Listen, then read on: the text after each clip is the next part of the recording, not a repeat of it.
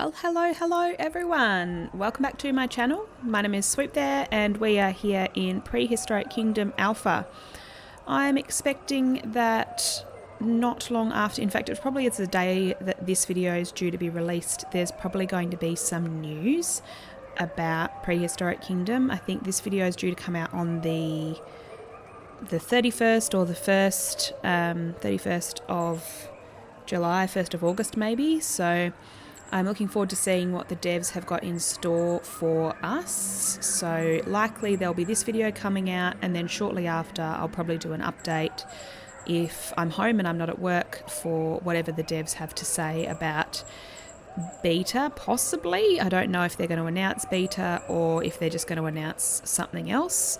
They've been a bit cryptic and everyone, particularly content creators, just kind of want to know what's going on, but that's fine. So today's episode is going to be a little habitat, as promised in my last episode, for the Dryosaurus. I also heard it pronounced when I looked it up. Its name means tree lizard from what I can see. It was not huge, but also not as small as some of the other dinosaurs I've built for. So it was, I don't know, probably, I'll pop a little picture in the corner up here, but I think it's about the size standing up as like a 1.8 metre human would be. So what I might do, so that's I guess 180 centimetres standing up tall. So I'm thinking I might actually use some space maybe here for the Dryosaurus. I mean, it's not a huge space, but I thought I could make it sort of extend all the way around here and do something interesting with this little bit of land in here, because then this can kind of just be viewing. So as you're walking along, you're just walking past, you can just stop and look in. It's just one of those habitats where you just stop and look in. Oh, there's a T-Rex in the back there just running it through the habitat. I think that might be a nice thing to do. I was either thinking here, like I just said, or here in this space here as you walk through this spot, because there's not really much to see until you get here back to the Styracosaurus. But I feel a bit attached to this area, so we're going to build a small habitat for the Dryosaurus. They wouldn't be able to have heaps of them in here, like maybe 4, 5 max. And I think you'd probably have the keeper entrance on this side, sort of where the T-Rex paddock bridge is. So I will jump into a speed build. Last episode drew your attention to the fact that things were gone, deleted. They haven't returned, so I think they're just gone forever, such as that building that was here. I'm hoping some of my bigger buildings don't end up randomly disappearing, but we'll have to wait and see. If beta is being released shortly, this whole park is going to be gone anyway. But we'll create something incredible in beta with some more animals and dinosaurs, I hope. Alright, thank you so much for tuning in. I can't believe I am over halfway to 600 subscribers. At my last video release, I think I was just under 500, so that is amazing. Keep subscribing if you're watching my stuff. There are heaps of people watching but not subscribing, which is fine, but it'd be really handy if you want to support my channel, because I'd love to grow it. My goal at the moment is 1,000 subscribers, and then I don't know, sky's the limit after that, I guess. So I'm just going to jump into this speed build. I really hope you enjoy it, and I'll see you on the other side. Bye.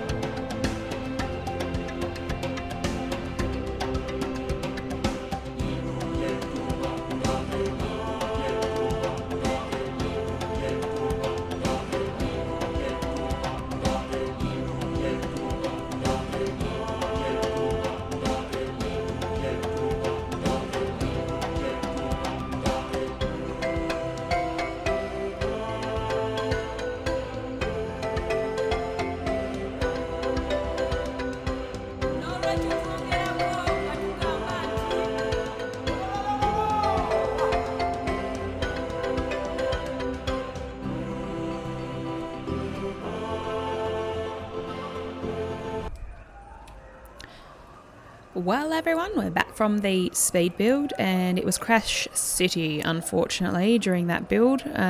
Every time, I think apart from once when it auto-saved, it crashed. So I had to take a little bit of a break in the middle of building that, just to, I guess, have a break from Prehistoric Kingdom crashes. To be honest, I was just getting a bit over it. But anyway, it is finished. It's not my favourite habitat that I've built, but I gave it a red hot crack considering the crashes. It's, like I said, it's butted up against the walkway here, and there are lots of places to view. There are also some places where you can't see through. So let's have a little look here. So it does go down, all the way down past the T-Rex habitat here. So you can go all the way down along there to view them, or you could continue along this way. I've popped in some metal along the top to kind of create my own, I guess, custom barriers. I think the regular barriers are a little bit boring, to be honest.